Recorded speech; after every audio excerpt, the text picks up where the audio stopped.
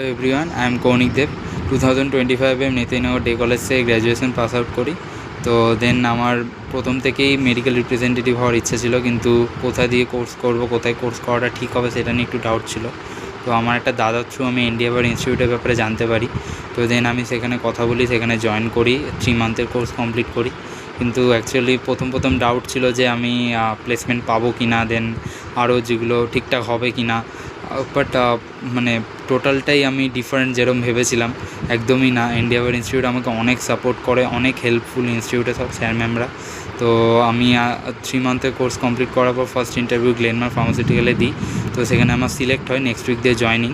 তো আমি just thank you জানাতে চাই আমার ইনস্টিটিউটের সব স্যার ম্যামদের।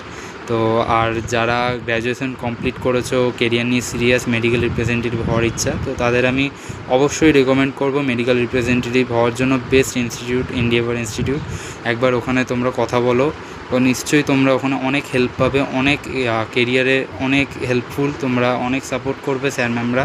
কেরিয়ার নিয়ে কোনো ডাউট নেই, 100% প্লেসমেন্ট। আমি প্লেসমেন্ট পেয়েছি, তোমরাও পাবে। তো জাস্ট আমি এটাই বলে এন্ড করব। থ্যাংক ইউ এনডিএভার ইনস্টিটিউট আমার কেরিয়ার চেঞ্জ করার জন্য।